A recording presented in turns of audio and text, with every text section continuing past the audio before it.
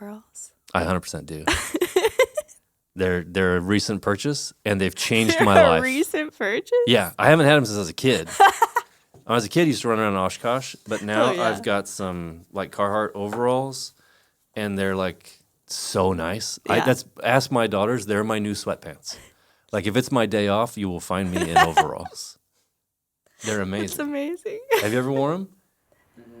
Not since I was like 4, I think, or so. Yeah. I know I had it when I was young. There's a window. Missing out. You can wear them when you're 4, or you can wear them when you're a male adult with that kind of job. I'm neither one of those things, and I still unashamedly love them. Matter of fact, someone saw me in Costco in them the other day, someone from church, and they're like, what's going on? Wow. And I half lied to them. I didn't fully lie, but I half lied to them. I'm like, I didn't think anybody's going to see me. I just got some projects going on today. And I did have some projects going on. What were the projects? But none of them involved, like mowing the lawn. Yeah.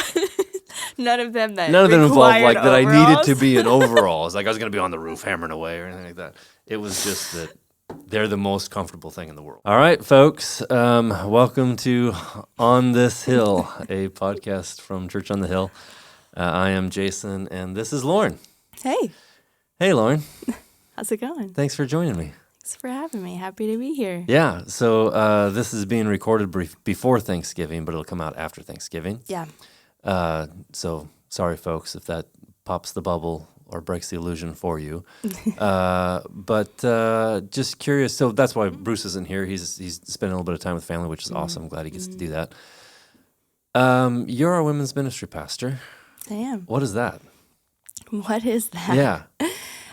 What do you do? What do I do every day? I mean, I know I'm your boss, but what do you do? Get out of here. Man, it's the coolest job ever. I get to be the women's pastor and get to do ministry in my home with 2 little boys. So yeah, that's right. sometimes... So I'm always intrigued by this because you have the mirror of what I had. So I was the lone male figure in my home, still am because my daughters are still at home. And so I have a wife and 2 girls, close in age.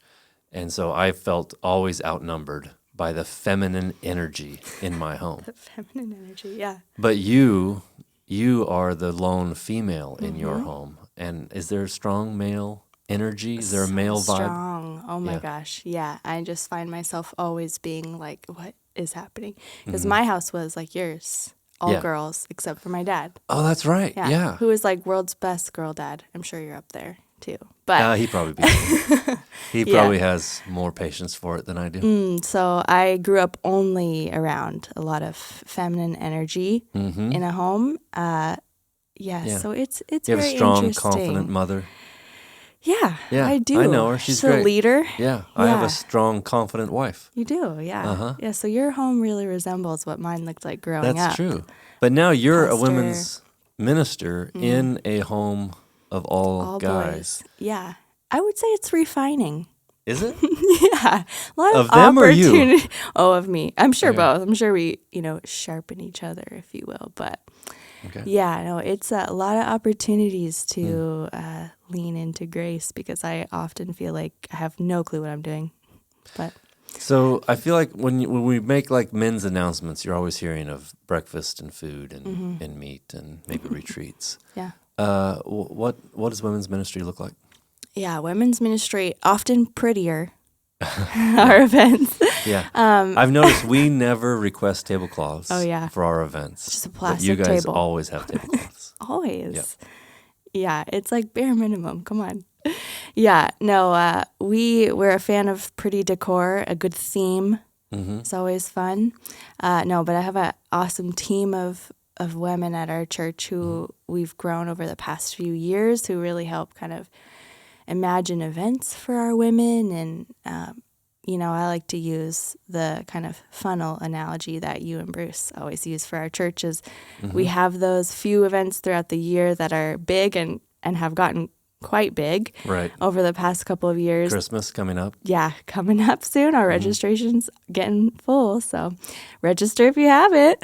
But it's a good opportunity to invite women in, to invite in your neighbor, to pull in maybe people who are new. It's just a really easy thing to invite them into like an event that's centered around Christmas or something fun. And, then we've got your life groups that have really grown over the past few years of women buying into being part of smaller communities together. That's the deeper water. That's the deeper, yeah. And so now we're really just praying into what does it look to even go further with that and to, really foster what we've been talking about at church with Timothy and Titus, just that picture of life on life discipleship. Yeah. And the cool thing about men's ministry is you're bringing together a group of like 18-year-olds to, 80 plus, and you're trying to minister to different people in vastly different life stages and seasons. And so, I've just felt really challenged. How can we pull those together and to really lean into the strength of those generations, getting to learn from each other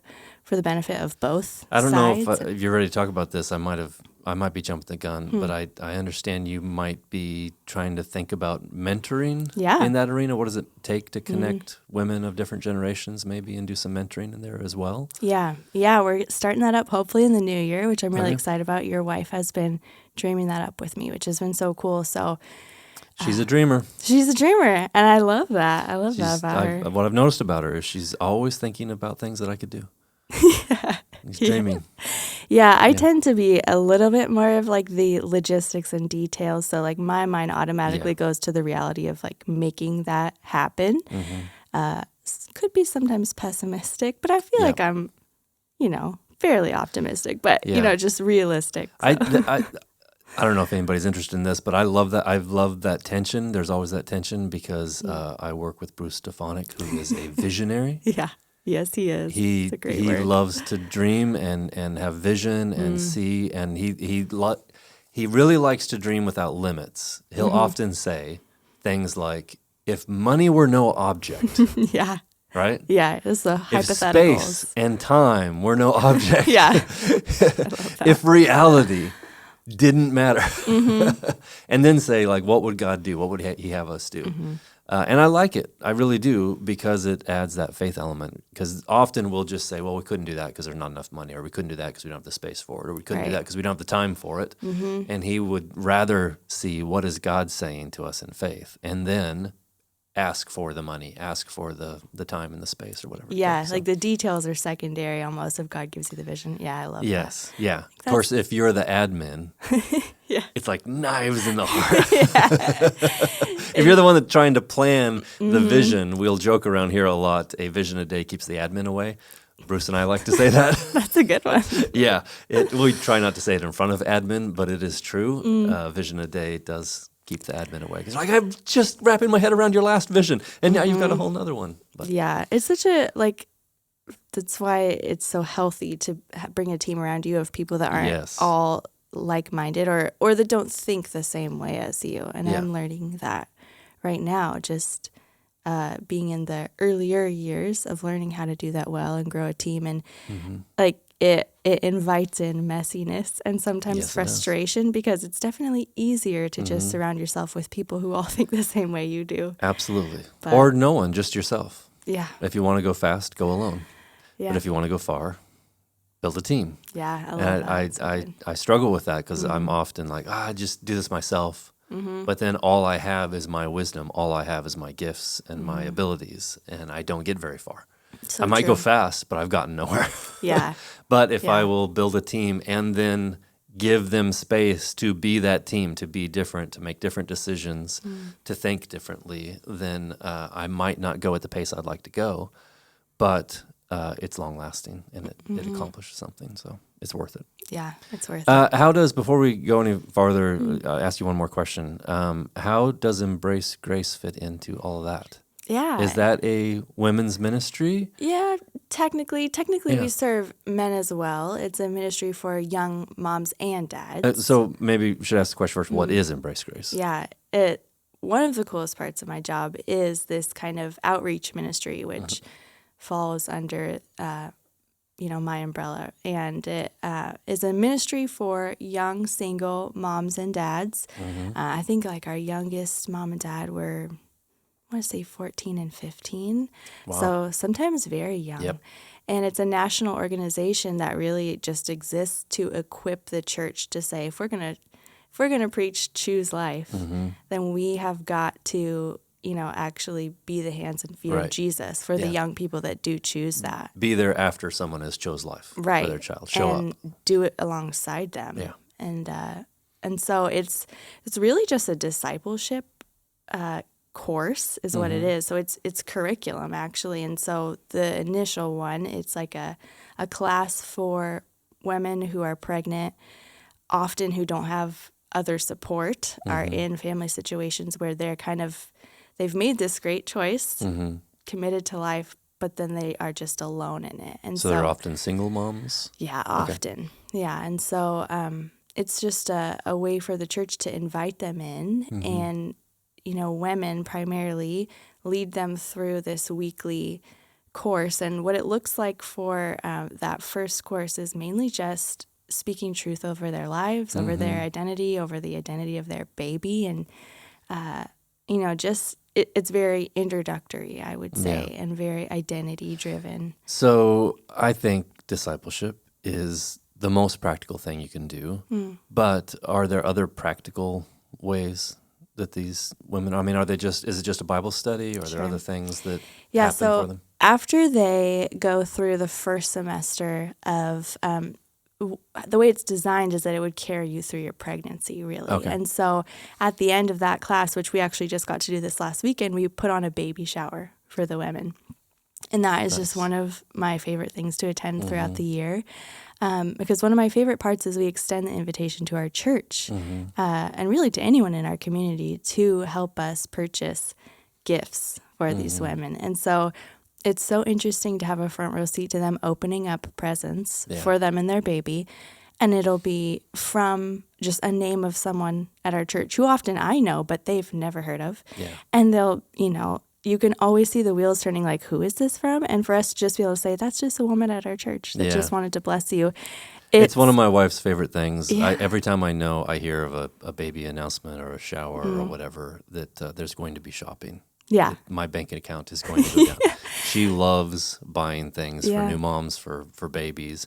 A good portion of my garage is dedicated to just baby clothes. Yeah. In different age groups. There'll be like a tub of 1 to 3 month old, a tub of, and just different genders as well. Oh, yeah. She's got a whole system. Yeah, she'll find out someone is having a baby, and she's like, "Oh, I think I've got something for that," and run to the garage. I love that. Yeah. But it's just such a tangible way to feel like, well, somebody else is in this with me. Yeah. In like a very, solid way. Not just, oh, someone's praying for me, but like someone cares enough for me that they bought me this set of baby bottles. And it's just to see their wheels turning that, oh, this church who doesn't even know me cares enough to meet my needs. And some of those young women have continued after as well and are still meeting together, making life groups, coming to church, a few. Yeah, a good handful now regularly attend our, there's a couple of them at our Salem campus, one who is newly engaged now and is working on kind of building her own family now, and they have chosen to come to our church together. There's a good handful. Actually, more than one was at our last membership class. Oh, yeah. Which was just so cool to see them like taking that step of ownership and buy-in. They're here, they're all in. They're not even involved in Embrace Grace anymore, but their experience in it brought them into our church family, which is what we want. So I love it. I really, really love it, because I do believe that the church has to be, yes, pro-life, but pro the whole life, pro all the way through, helping there, being there for all of it. So that's awesome. Yeah. Apropos of nothing, I just can't get out of my head baby clothes. We fostered for several years. We're done now. But there was this joy every time we'd get a baby. Trisha would go find clothes, and the feminine energy in my house, go back to this, that you maybe don't experience, something I get to see regularly, is she would come home with something, like she'd have a bag and she'd have been to like Once Upon a Child or something, and everything she pulled out, this exact same thing would happen. She'd pull out some little onesie And both of my girls and her would go, oh, a pair of shoes, oh. It was the same response every time. It's just amazing to me how God just made that. Like there's just something in that. And I'm just sitting there going, I don't get it. Yeah. Like, yes, it's a shirt, but smaller. Why does this make your heart melt? It's just so a smaller true. shirt. It's just Yeah. a smaller pair of shoes. Something about babies. It's so cool.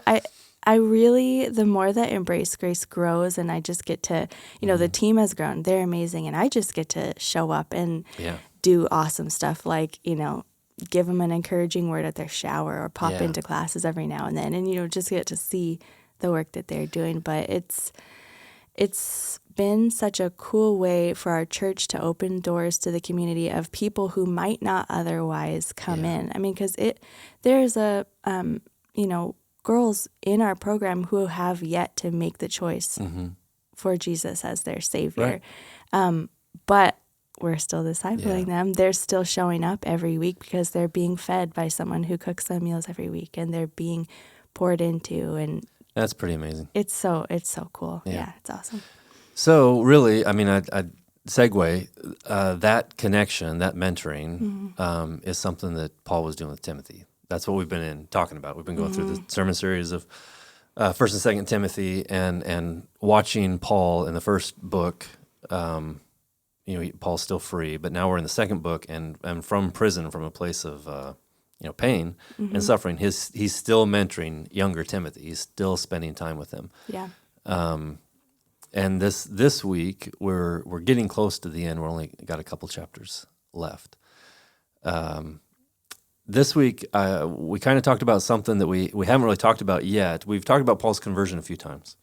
But in this week, we talked about something that he kind of mentions offhand in Galatians, where he says, when I first became a believer, I went away to Arabia. And it wasn't until and I didn't submit my gospel to anybody. I didn't, this was not man's gospel, was his argument. This isn't man's gospel. This is God's gospel. This is a revelation to me. And as a matter of fact, I went away into solitude to do that. And I was thinking about you actually this week in this, because my life has changed in that now I have adult children. I'm not fostering anymore. We don't have littles at home. And I suddenly find myself with more free time than I've had in years. Yeah. I have the ability to go into an empty room in my house and close the door, and there's not going to be, knocks at the door, or my kids. I say to the kids, my adult children, they have this whole other life. They're going to work, they're going to school, they're with their friends, so they're just not around that much. But you are not in that world at all. You have little ones at home. What is finding solitude like? For someone who has to have it to be a minister, you have to find some time to study, to pray. Yeah. How does that work for you? You definitely have to be more intentional. There was a season where I didn't have any kids, and it's so funny. Every time your life season kind of changes. Yeah. Like how old are the boys now? They're 5 and 3. And you've been married for how long? 10 years. Okay, so you had 5 years. 5 years, yeah. Yeah. So that's all over now. It's all over. There's always, in hindsight, you look back and you're like, wow, I had so much time. How did I use it all, Yeah. Yeah, our last little one was just adopted, and we got to go visit his mom and dad and him. Yeah. It went really well. We're very, very thankful. They're a great couple. We love them. But one of the things both of them said to us while we were walking around a pumpkin patch with them and visiting, and they said, we had no idea how much free time we used to have. Yeah.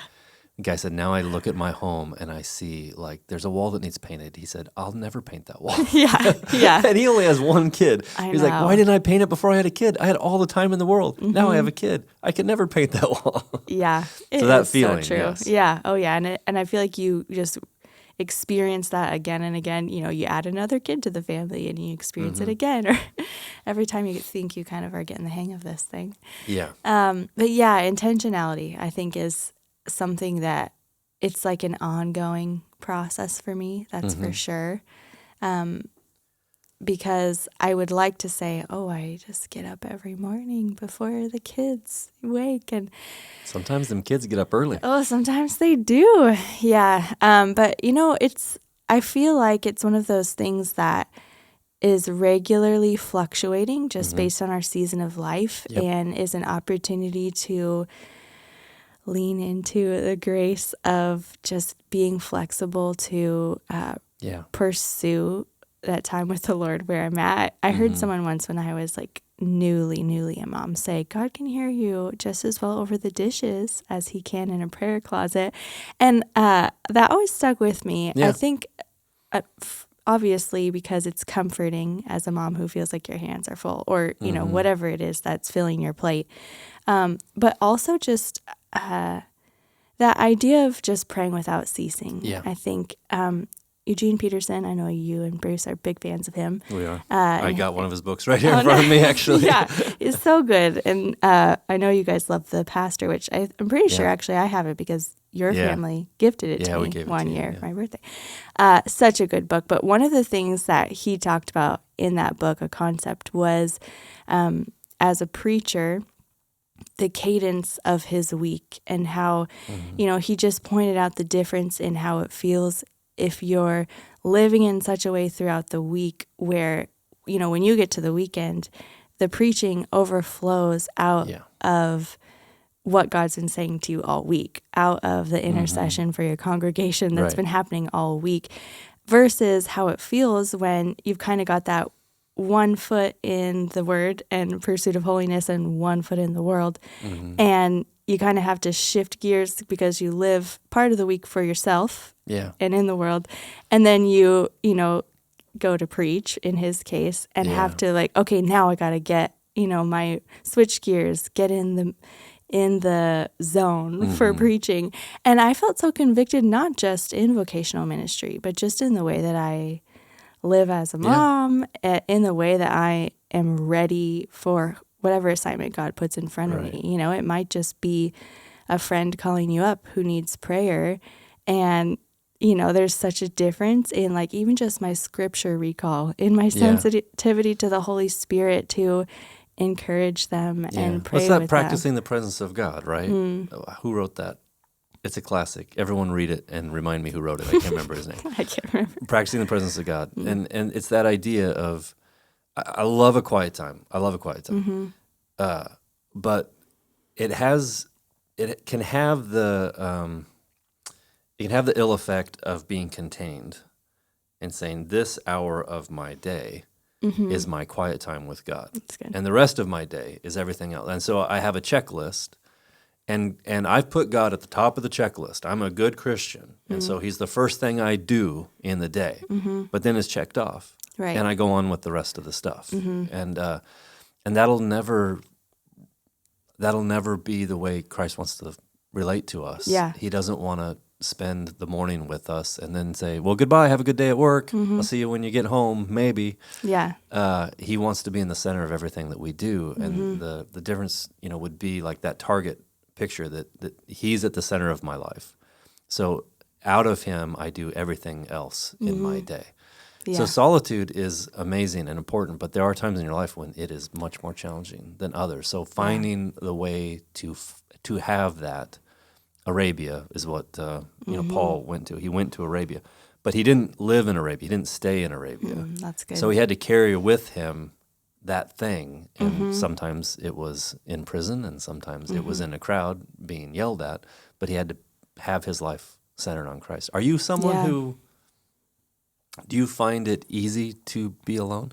I love being alone. Okay, nice. Love it. Okay. I am pretty introverted. Yeah. And actually a couple years ago, my husband initiated sending me away for a few nights by myself. It's nicer than it sounds.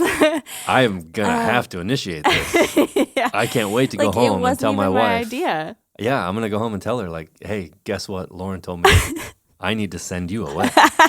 Honestly, it was like one of the biggest blessings because I don't think I would have thought to ask to go away. You know, I mean, that's a big sacrifice for him to take on our family life by himself for several days. Yeah, go dads. Yeah, amazing.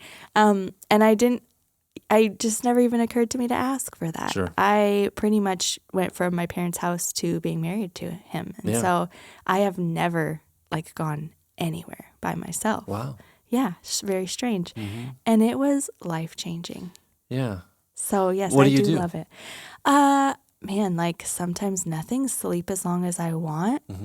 Like actually get to sit and read for as long Yeah. as I want. When you say go away, are you actually leaving town? Yeah, like usually I'll Nice. just go to the coast Okay. or, take a walk. Like really, it's just the freedom of like, I could do Yeah, whatever. my wife wouldn't like this, so I won't be doing this Yeah. to her. But could you talk to her about me? About you, sending you away.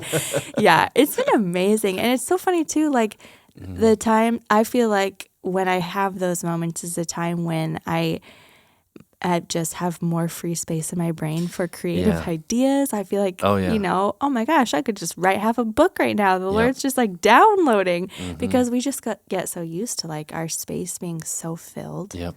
I've felt convicted about that in just my daily life and what we're talking about in the lack of that quiet time or space. Yeah. The reality is, on one hand, the quiet time is there if the discipline is worth it. And that's something that I'm really working on, just to be fully transparent. But there's an aspect too of just how I use my time in general.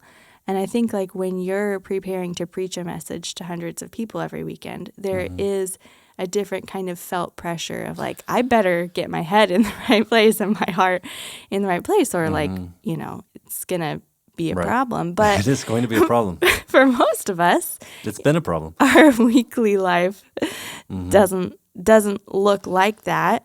But the reality is like there's still that same pressure of assignment and being available. And I mean, we've all been commissioned to preach the good news. Yep.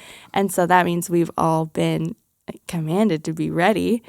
And so I love this, like, the very last verse, just talking about being in scripture so that you'll be equipped for every good work. Yeah. Like that's how he closes this chapter that we're in. And I have felt like, man, am I, like we were just talking about, filling my space so full of other things that are of the world that aren't necessarily bad things. Okay, I've got something for that. Okay, let's go. Okay, so I this is one of those things like if you've ever wondered, people who are listening or watching this, what sermon prep is like. It's different, I think, for different people. I'm an introvert, so I like to go away and think and pray, and some people outward process. Bruce is kind of an outward processor, so it's good for him to like say the ideas. But I don't like to say the ideas until I feel like they're good ideas. Yeah. But that's just me. I'm with you. Yeah.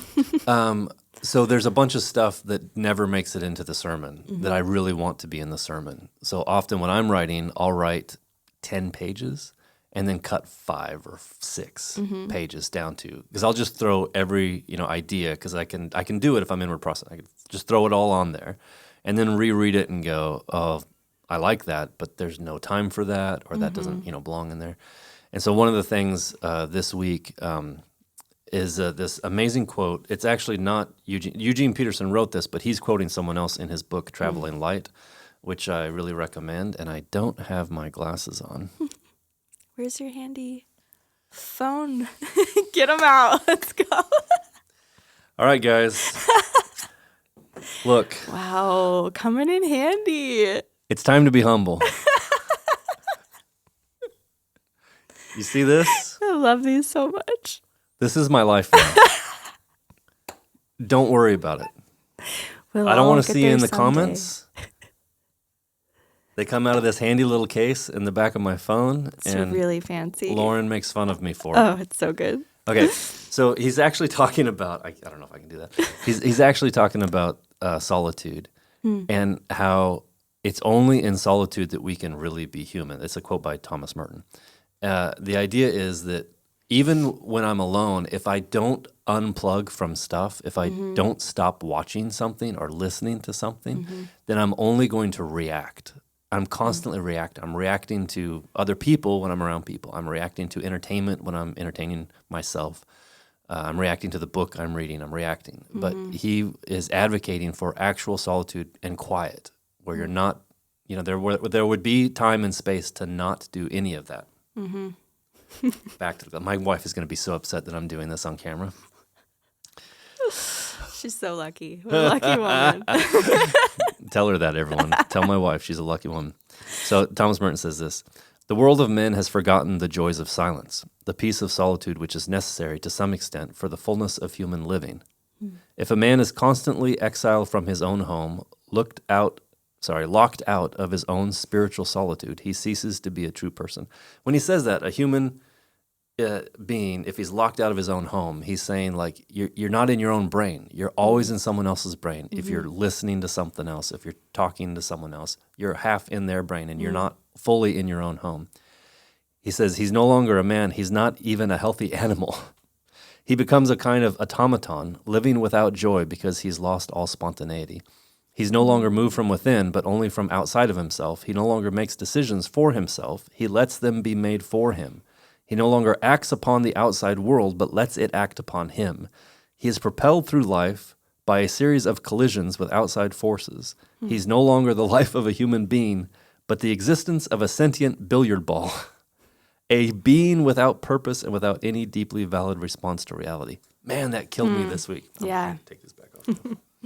That's And so put them good. back in the neat little case. This is a commercial Handy dandy. for Thin Optics. So Thin Optics, Gotta get 'em to sponsor us. Sponsor the podcast.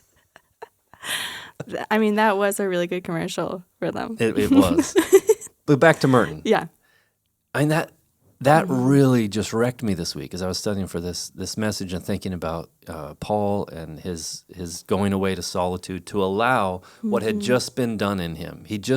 Everything had changed. Everything had changed in his life. And he needed processing time. He needed to get away and let it sink into who he was. He was no longer the center of the universe. Now God was. And I find that if I don't allow myself quiet, which I've been practicing more recently because of this conviction, if I don't, even in my quiet time, to just be quiet and let God say something, then I can actually respond to him as opposed to just responding to the great Eugene Peterson book I'm reading or the movie I'm watching or the person who's in front of me, that I actually get to live in a different way from this new free life that he's given me as opposed to just being reactionary. That's so good. When you, now this is going to mess with the timeline again because technically when this airs, it's a week ahead. Yes. But when we were recording, the Sunday that we just, the services that we just had yesterday, one of the notes I took based off of your guys' sermon was about something I admire in Paul is just his consistency. Yeah. I feel like that's such a strength of his and something that I would love to have a little bit more of in my life. But it's such a reflection of God's character too, though, just to not, tossed by the circumstances of, changing culture and even personal circumstances. Paul's a great example, obviously. Yeah, I can't think of anyone who had more pressure on his life than Paul. And yet it didn't move him. He was not moved by outside forces. I mean, you could argue he was moved to Rome, he was moved to prison, but he had in there this amazing freedom. You couldn't shake him. And he would complain about other people's inconsistency. These people left me, he would say. They should have been consistent. They should have stayed here. They should have struggled with me. But instead they abandoned me. Because he felt it, but I think he was so deeply changed by the gospel, like Peter. Where else do I have to go? What am I going to do?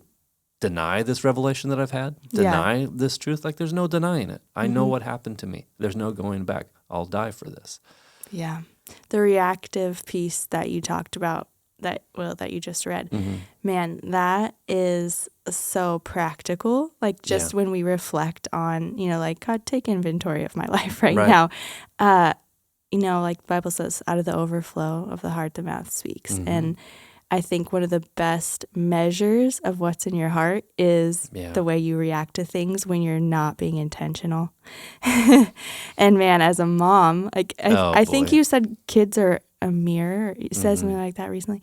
Yeah, that's a great description because they get to see you all the time, like for better or for worse. And that is one of the things that God really used to challenge me with what I was taking in and to really seek solitude in the in-between moments of my life rather than filling them up with other content, because I would notice the way that I would snap at my kids if I'm trying to multitask and I'm really just looking at, random meaningless social media scrolling. Not inherently a bad thing, but it's what I'm giving my attention to, and then my kids are interrupting me because they are little and need something, and my reaction is impatience, and I just have felt so convicted. Like, what is that? Out of the overflow. If that's my just I watched immediate this response. funny little clip the other day that is so that it's a mom in real time changing her reactions because her little boy just hauled off and slapped her. Little tiny guy. One of those moments where we're like, he should know better, but he actually doesn't really know, how that hurts or his own strength yet. And I mean, he needed correcting for sure. But he hauled off and did that, and she went, you just watch her. Everything in her wanted to hit back, wanted to correct that kid in an unhealthy way. And you could just see her stop herself, and it was so hard. And I thought, I can relate. I can relate to that. Oh yeah. Yeah, there's that is still in me. And the more time I spend outside of self and centered on Christ, the more that starts to transform and my first reactions change. I'm not going to give an example of myself, because why would I do that? I'll give one of my wife. I don't think she really ever listens to this. We'll see. Yeah. My wife is very strong, very confident. She's more confident than I am in her decisions. She's amazing. She's stubborn, and I like stubborn. I don't mean that as an insult. I always said, even of my kids, Grace, there's no secret. Grace is the most strong-willed of my children. And I always said, I want a strong-willed child. I want a weak-willed child. I want a strong-willed child. I just want that will to be molded. So when we first got married, and I would sometimes, because I don't know if you ever noticed this about me, but sometimes I can cross a line in teasing. What? Yeah. Sometimes I cross the line. Sometimes I go a little bit too far. And sometimes I would do that when we first got married. I thought it would be funny to just sometimes tell her no. Just tell her no. Because she's so strong-willed, and I like to see her reaction when she was told no. And so, she'd say, I'm going to go do this. And I'd say no. And her first reaction would be, she would do that. She'd go, I go, are you raising a fist to me? And she's like, I don't mean it. She'd put it down. That's so but funny. It would happen all the time, and I loved to kind of provoke that reaction from her. So I would occasionally, for no reason, tell her no, even though I'm not that kind of husband, and I don't believe that's the way you use leadership. But I would do it because I love to see the reaction. Her, she would just do that. Love to get but a now, rise. after 32 years of marriage, she just hits me. So the lesson Do you believe here is No, she doesn't. Of course not. I mean, I believe Trisha can hold her own. Yeah, she can't hold her own, but she's very kind and loving to me. She's the best. Okay, we probably ought to stop. We've been talking for a while. Thank you so much. Yeah. I appreciate it. So good. I appreciate you, Lauren. You're an amazing minister. I'm very, very glad to have you on the team. You're part of that generations that I feel like God has blessed Church on the Hill with. That we have a you on the team. We have your generation. We have, and you're so fully committed to people and their lives. You often go above and beyond where I think I would go, or be like, I'd want to go home now. And I still see you going for it and hanging out with women and spending time with them. And not just the friends, not just the ones that are like-minded and easy, but all of us, including me, who aren't always easy or like-minded. It's good. It's good for us. Thank you very much. Yeah, thanks. All right. Well, guys, thank you. Thanks for hanging in there with us. We hope to see you on Sunday. That's where the real stuff happens. So come join us on Sunday. Hope you had a great Thanksgiving and gained a few pounds. You hope? Yeah, everyone ought to, for Thanksgiving, gain a couple pounds. It's all right. They'll come back off. Lean in. Oh, God. Yeah, wear stretchy pants. I think I'm going to wear overalls this year. No waistband. Oh, Perfect. my gosh. Yeah, I think I'm going to wear my overalls. All right. God bless you guys. See you on Sunday.